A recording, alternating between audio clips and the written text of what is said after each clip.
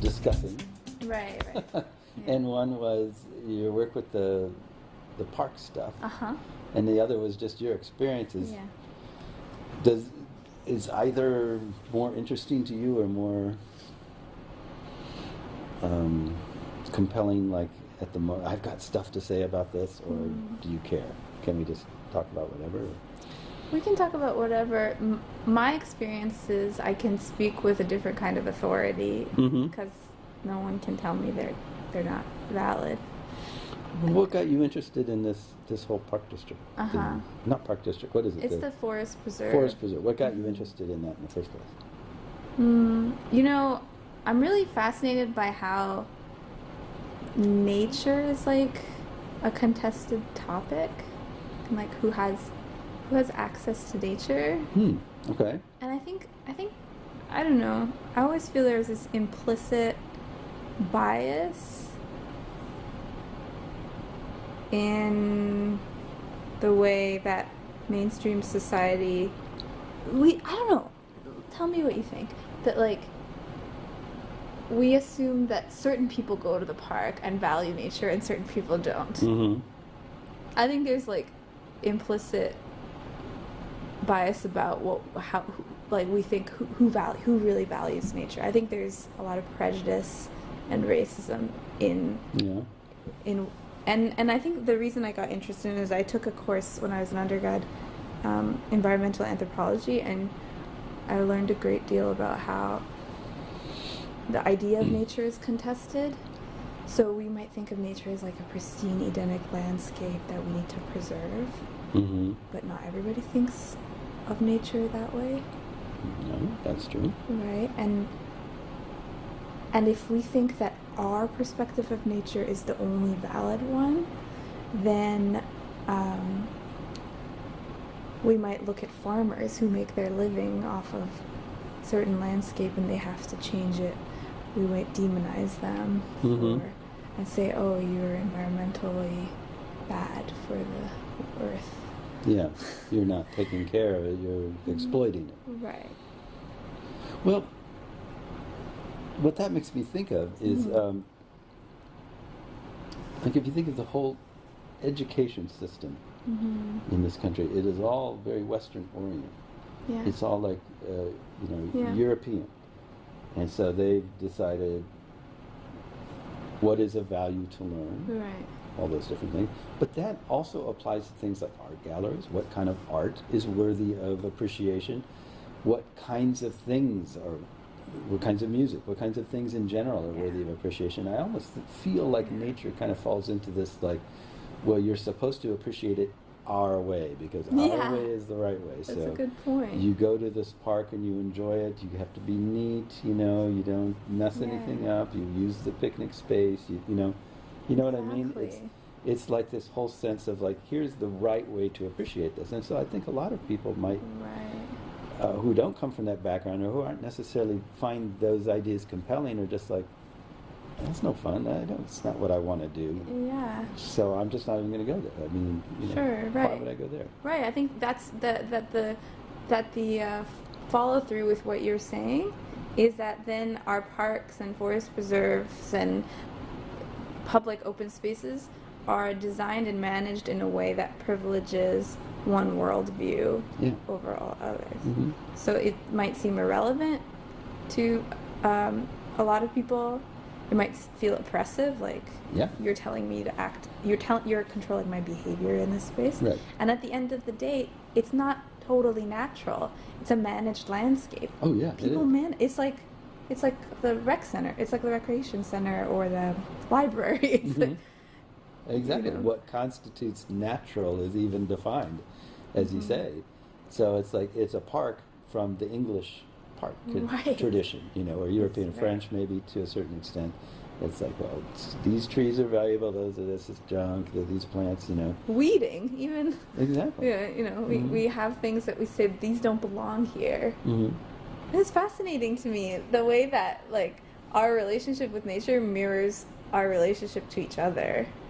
That we determine which species are valid and legitimate and are okay here, which ones do we like looking at, And these are contested value systems Exactly. defining the landscape. Mm-hmm. Yeah. So I think that after talking to you the other day, why don't you introduce yourself? I'm Okay. sorry, I did. We're just starting up. Right.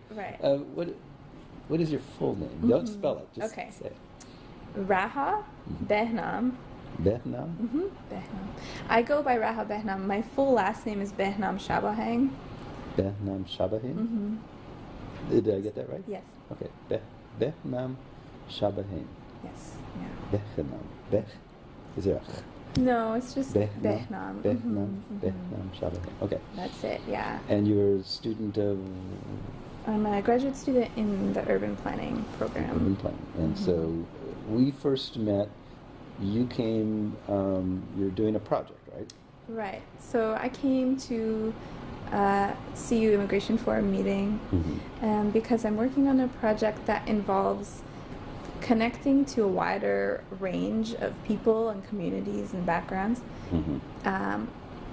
and building connections with people to ultimately support the Champaign County Forest Preserve in expanding their engagement efforts and seeing how communities that are not just middle class, white, Midwestern can take advantage of these resources and can see themselves represented in the Forest Preserve.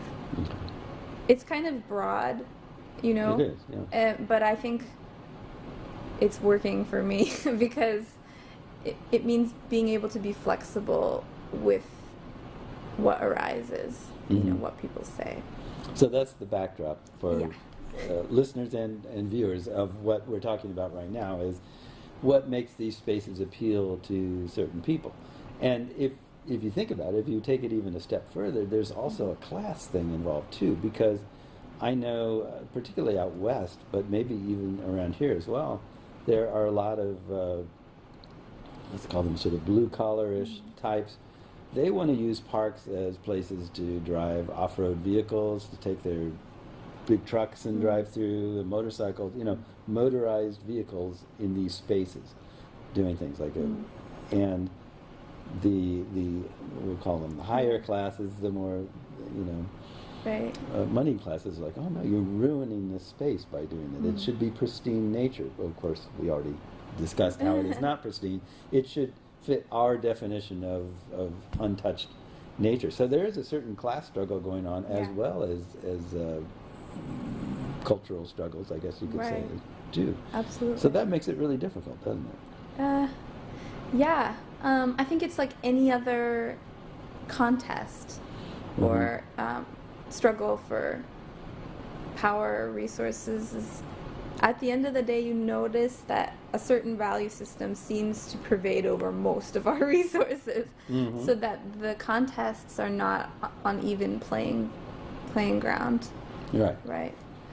So right now, like, the people who want to drive their trucks through the park are not getting what they want. Exactly.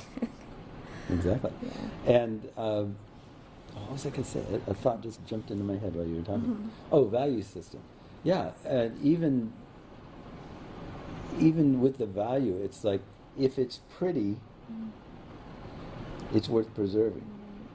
If it's not pretty, then it's worth exploiting. So you get a lot of this back and forth between different political groups on like what, like the Arctic National Wildlife, whatever that preserve or whatever that's called. That's not pretty. It's just a bunch of ice. Let's put oil wells there. You know, that's the kind of the thing that a lot of people are saying. Let's exploit this. There's oil there. There's money to be made from this space. It's not pretty. Nobody goes there to look at it. It's too cold. It's just polar bears and ice. You know. So what's the point? So that even within the moneyed classes, let's say the upper classes or the dominant culture, or whoever you want to describe it, there is a struggle for control of vision, you know, of priorities, aesthetics.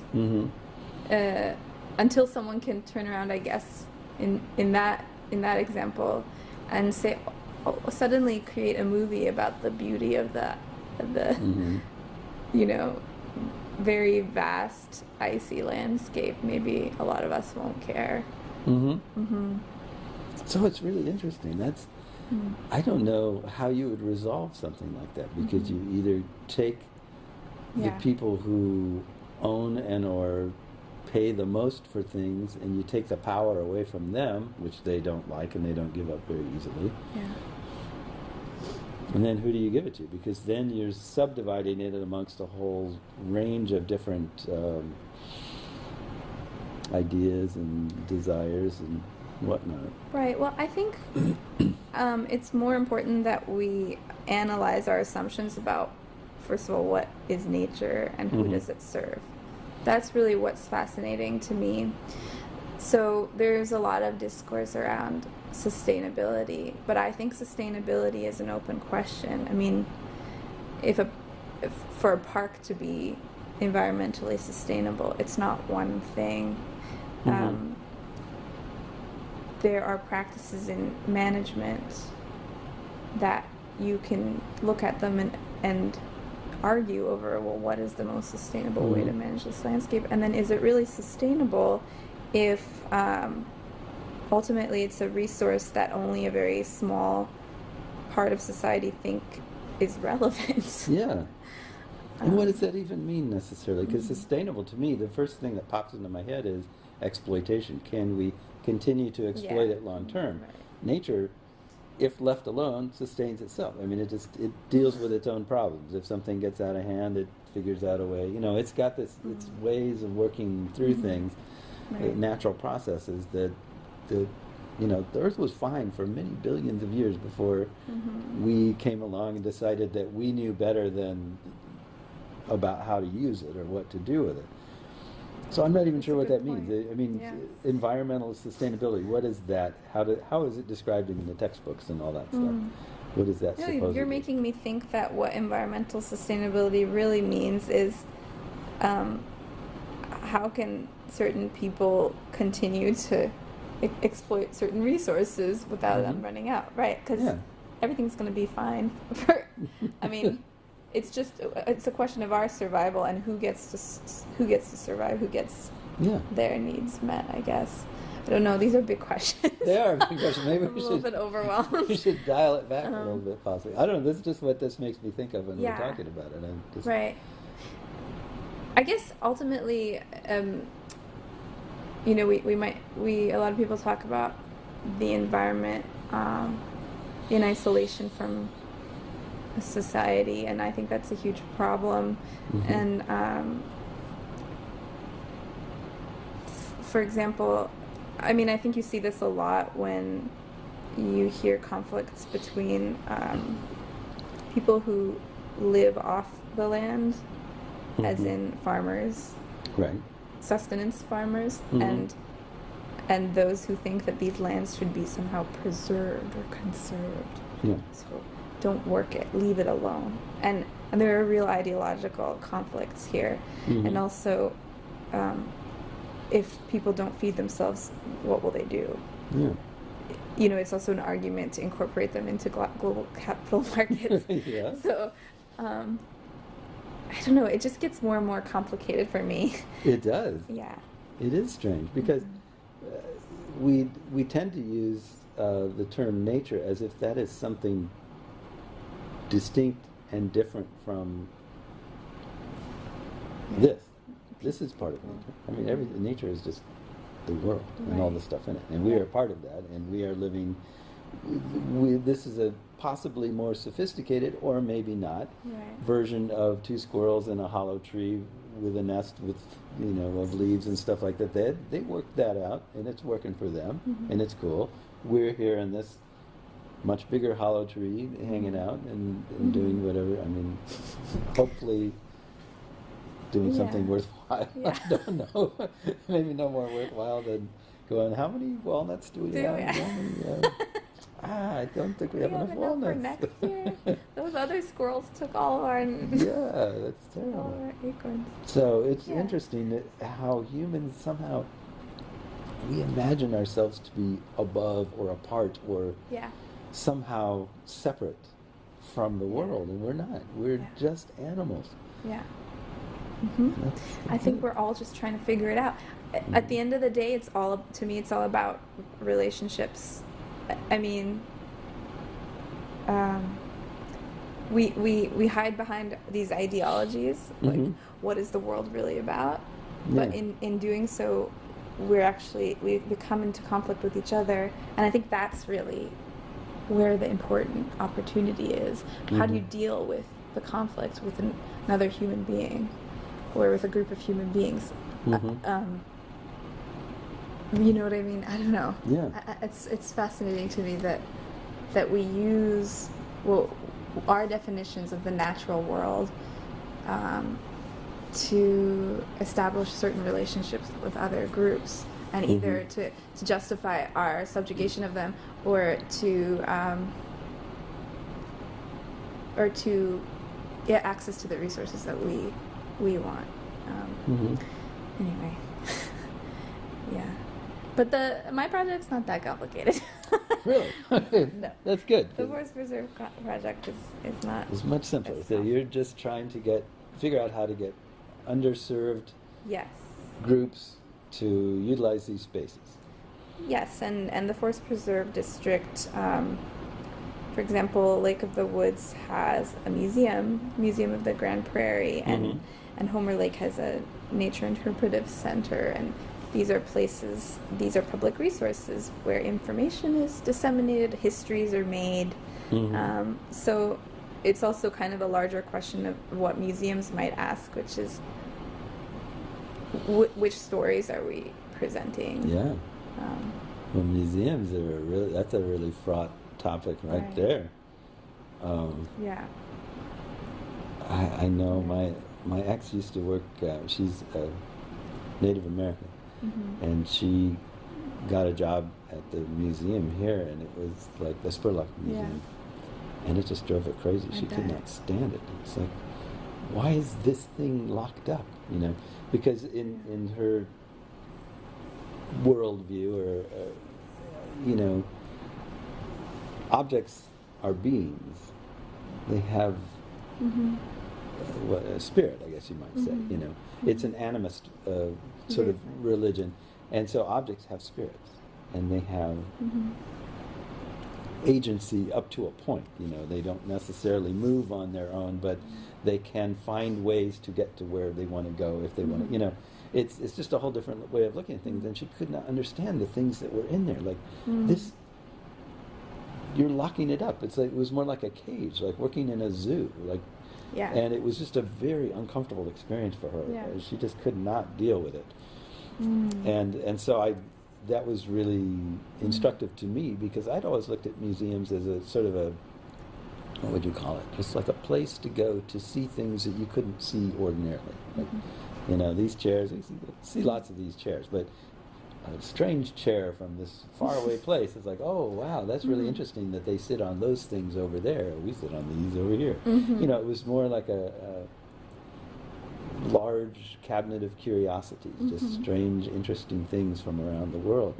But starting to look at it in the sense of like, who gives you the right to collect these things and then put them in this, and then interpret what they are? Yeah. How do you know what that is? Yeah. Somebody may have told you that, but do you know it?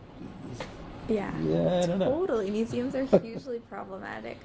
Yeah. But I think there are a lot of people working on working within museums to understand these problems, and to imagine alternative ways to do a museum. I mean, what if you don't imprison objects and have people ogle at how exotic and strange they are, right? Which just reifies totally, the power dynamics that exist. But what if you, for example, work with a community group to come up with an exhibit, a living exhibit, whereby people are also involved, and maybe it's practice oriented, maybe it's not objects in a frame, but it's people using certain objects, and and representing history not as something of the past, but something that is here and now. I think these things are exciting. It's amazing to think of how institutions like museums have been how they have been present to allow the white gaze on exotic others. But at the same time, when people like me get involved in museums, that I have the potential to maybe frame things differently because I recognize that that's a problem. Well, I do feel, I mean, for the record, I guess, since we're in an academic space, I do feel that the Academy has taken steps or really gone a long way to try to address this stuff, to like walk back what they've been doing and how their work has been used for ever, since it began. But I don't know how much of that ever gets out into the public, to the actual experience that your average person in this country has when they go to a museum or when they watch a history show on TV or whatever. I don't know. I'm not sure how much of that is because I know I talk to academics, and they say, "Oh no, we're we're very reflexive. Trying, we're really, and it's like, okay, that's great, but is it just you, or how is it really informing your practice? In a real sense, it's on the fringe still, and I don't know. Sometimes I feel that we're really in a transitional space. I think these kinds of ways of thinking about the world are on the fringe, but they gain momentum and we keep doing them. I mean, the mainstream museum doesn't function that way, but it can one day. I hope so. Yeah. Because, people talk about, this is totally off the subject, but they talk about cultural appropriation. Yes. You hear a lot of that these days in the news. And there's a lot of people arguing about it. But I think one reason it keeps happening and a lot of people are not understanding what they're doing is it's just really a continuation of a cultural practice that's goes back, hundreds of years. And museums are another example of cultural appropriation. It's like, hey, this is a cool thing. I'm going to take this from here where it exists and put it in a box or and I'm on a not going to shelf pay or something. for it. I'm not going to pay for it. It's mine. mine. It belongs to me. And I'm going to charge people money to come and look at this. Craziest thing.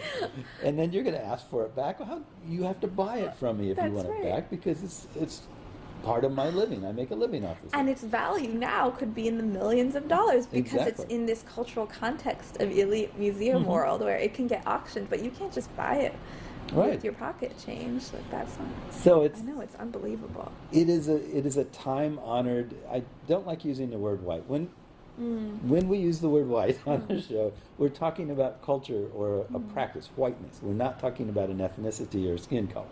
Just so you know. Okay, just so we can go ahead and use that. You mentioned white gaze a little while ago. It's not about ethnicity. It may be a practice that is common with a certain ethnicity because that's part of their culture, but it's not. It is a cultural practice. It's not. It's about the dominant view. Yeah. Just it pays because a lot of people listen to this and see these things and they're they don't necessarily know.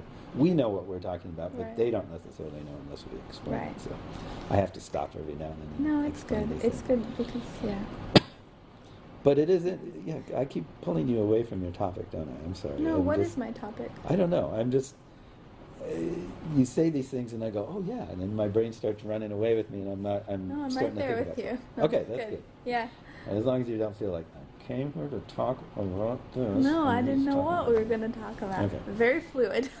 Good. Yeah. I like that about you. That's good. But it's interesting. I don't know.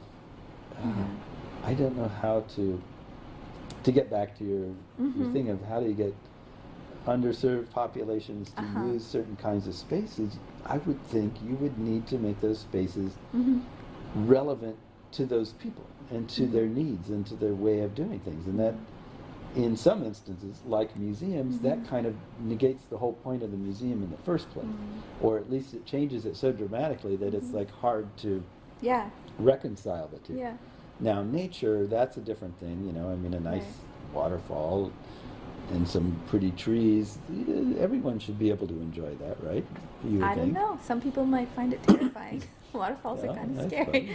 Fun, But I mean, what is universal? I don't know. I don't know what's universal, but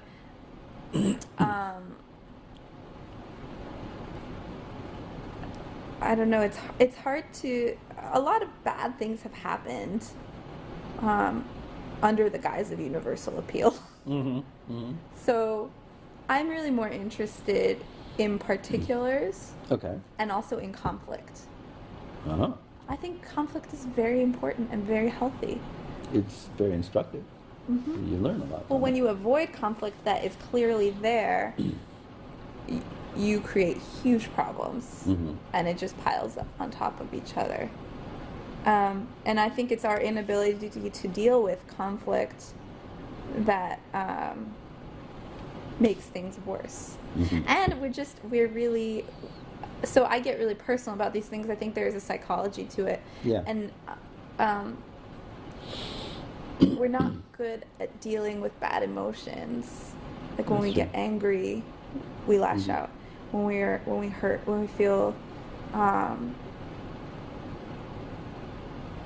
misrepresented or not heard, we lash out. Mm-hmm. You know, whereas all these emotions are instructive.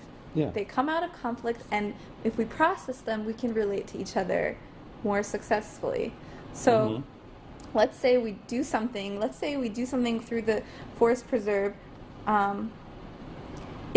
It's going to be, like you said, it's going to challenge the very structure of that institution. Mm-hmm. It's going to put them in conflict with the community group who's saying, this is a public resource, maybe we think this should happen. So that's interesting.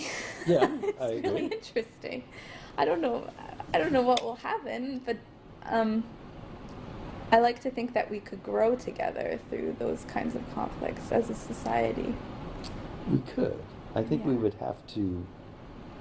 It would have to be an intentional thing, though. We'd have to Yeah. be aware that that's what we were trying to do, Yeah. striving to do, and working on it. It's funny how so many things can be compared to or looked at in the same terms as just like personal relationships. Yeah. Like you and I, we get along pretty well. You know, no conflicts really so far. Right. But if one were to arise, the way we would deal with that would be Yeah. similar to the way that Yeah. large groups. I Yeah. don't think there's that much of a difference Yeah. between societies dealing with conflict and two people dealing with Yeah. conflict. It's So the how same can sort I of do rule. that with? This is what I want to do with my life, but I Okay. don't know how Yeah. to. All right. Right. So, how do we take that perspective? So you know, we work on having better personal relationships. I hope we do. Yeah. And then we recognize that a lot of the ways that our personal relationships are limited are also the way our society is limited. So how do we True. expand that? How do we do that?